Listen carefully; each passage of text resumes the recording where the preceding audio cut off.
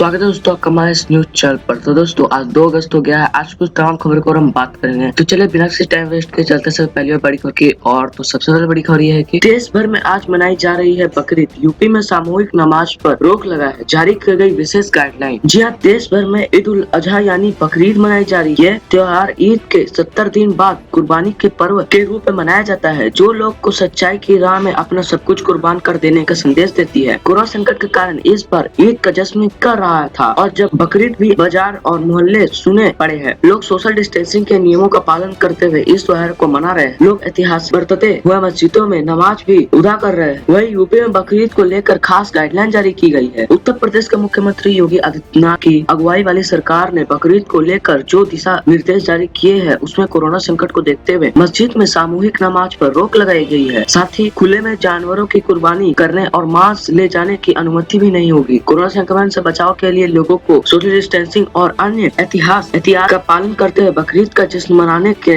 निर्देश दिए गए हैं। कोरोना के बढ़ते मामले को देखते हुए उत्तर प्रदेश में शनिवार रविवार को लॉकडाउन भी लागू किया गया है, जिसके अवधि शुक्रवार रात 10 बजे से ही शुरू हो जाती है और यह सोमवार सुबह 5 बजे तक रहती है। ऐसे में लॉकडाउन के मद्देनजर भी कोई दुकानों को बंद रखने के निर्देश इन 2 दिनों में दिए गए हैं। लेकिन बकरीद और रक्षाबंधन को देखते हुए 1 से 3 अगस्त के बीच शनिवार और रविवार को मिठाई, बेकरी, पशु विक्री और राखी की दुकानों को सुबह 9 बजे से शाम 5 बजे तक खोले जाने की अनुमति दे दी गई है। रक्षाबंधन का त्योहार सोमवार 3 अगस्त को है। चलिए इसी के साथ बढ़ते अपने अगले बड़ी खबर की और तो अगली खबर है कि जयपुर से जैसलमेर के लिए निकले गहलोत खेमे के 6 मंत्री और 5 विधायक हुए गायब। जी हाँ, राजस्थान में जारी सियासी घटनाक्रम के बीच एक बड़ी खबर निकल कर आ रही है। इस खबर के मुताबिक अशोक गहलोत गुट के कुछ विधायक और मंत्री जो जयपुर से जैसलमेर के लिए निकले थे, वो लापता बताए जा रहे हैं। दरअसल अशोक गहलोत ने शुक्रवार को ही अपने सभी विधायकों को जयपुर से जैसलमेर शिफ्ट कर दिया है। एनबीटी की खबर की माने तो गहलोत गुट के 5 विधायक और सरकार के मंत्री पद पर विराजमान 6 एमएलए लापता हो गए हैं, जिसे लेकर एक बार फिर राजस्थान की चर्चाएं गर्म हो गई है। एनबीटी के मुताबिक जो विधायक और मंत्री जैसलमेर नहीं पहुंचे, उनकी कृषि मंत्री लालचंद कटारिया, चिकित्सा राज्य मंत्री सुभाष गर्ग, सहकारिता मंत्री उदय लाल आजना, परिवहन मंत्री प्रताप सिंह खजरीवास, चिकित्सा मंत्री डॉक्टर रघु शर्मा, खेल मंत्री चंदना के अलावा 5 विधायक जगदीश जागीर, अमित चाचान, परशुराम मोरदिया, बाबूलाल पैरवा और बलवान पुनिया शामिल है। इससे पहले खबर आ रही थी कि गहलोत गुट के केवल 97 विधायक ही जैसलमेर पहुंचे हैं। अपने विधायकों को जयपुर से जैसलमेर शिफ्ट करने पर गहलोत ने सफाई देते हुए कहा कि कल रात जब से विधानसभा सत्र बुलाने की तारीख की घोषणा की गई, राजस्थान में खरीद फरोख्त का दम बढ़ गया है। इससे पहले पहली किस्त 10 करोड़ रुपए है और दूसरी किस्त 15 करोड़ रुपए की थी। पूछा जा रहा है कि आप बताओ क्या चाहिए आपको? खरीद फरोख्त का दाम बढ़ चुका है राजस्थान में, मुंह मांगा दाम। चलिए इसी के साथ बढ़ते अपनी अगली बड़ी खबर की और तो अगली खबर है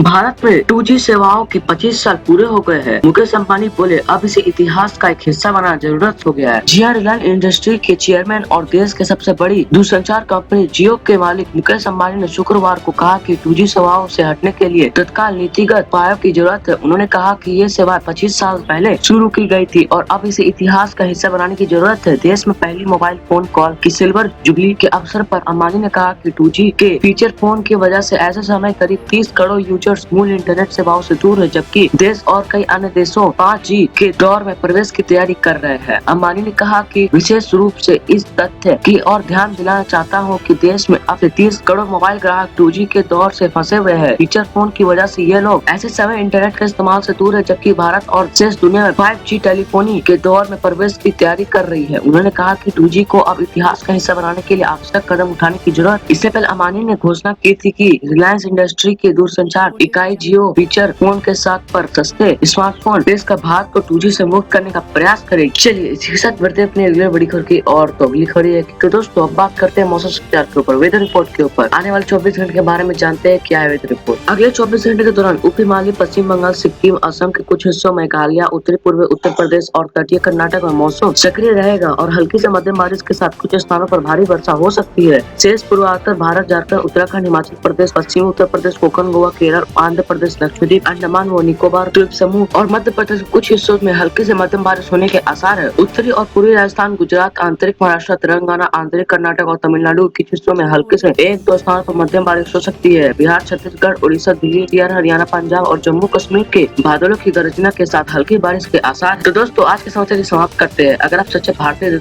इस वीडियो को लाइक कीजिए और अपने दोस्तों के साथ शेयर कीजिए ताकि उन्हें महत्वपूर्ण जानकारी मिल सके और दोस्तों अगर आपको हमारे साथ ऐसे ही बने रहना है और अपना सपोर्ट हमें देना है तो हमारे को सब्सक्राइब करना ना भूलें और बेल आइकन ना दबाना भूलें ताकि आप लेटेस्ट खबरों से जुड़ रहे। धन्यवाद।